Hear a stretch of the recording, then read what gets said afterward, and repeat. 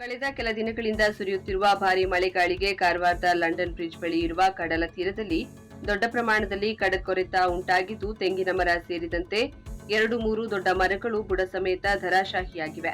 ಇನ್ನು ಕಡಲ ತೀರದಲ್ಲಿರುವ ಇನ್ನೊಂದು ಮರ ಬುಡವಾರೆಯಾಗಿದ್ದು ಯಾವುದೇ ಕ್ಷಣದಲ್ಲಿ ಬೀಳುವ ಹಂತದಲ್ಲಿದೆ.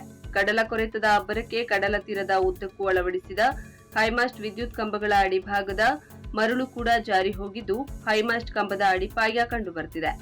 ಇನ್ನು ಕೆಲ ಹೈಮಾಸ್ಟ್ ವಿದ್ಯುತ್ ಕಂಬದಲ್ಲಿ ತೀರಾ ಕೆಳಮಟ್ಟದಲ್ಲಿ ಅಪಾಯಕಾರಿಯಾಗಿ ವಿದ್ಯುತ್ ತಂತಿಗಳು ಹೊರಗೆ ಜೋತಾಡುತ್ತಿದ್ದು ಇದನ್ನ ಕೂಡಲೇ ಸರಿಪಡಿಸದೇ ಇದ್ದಲ್ಲಿ ಯಾರಿಗಾದರೂ ವಿದ್ಯುತ್ ಆಘಾತ ಸಂಭವಿಸುವ ಆತಂಕವಿದೆ.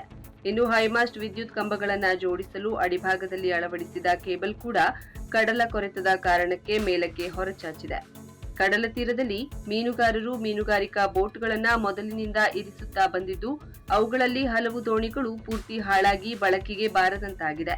ಕೆಲವು ದೋಣಿಗಳ ಅರ್ಧ ಭಾಗ ಮಾತ್ರ ಇದ್ರೆ ಇನ್ನು ಕೆಲ ದೋಣಿಗಳ ಕಾಲು ಭಾಗ ಮಾತ್ರ ಕಾಣಿಸ್ತಿದೆ. ಕೆಲ ದೋಣಿಗಳು ಸಂಪೂರ್ಣ ಜೀರ್ಣಾವಸ್ಥೆ ತಲುಪಿವೆ.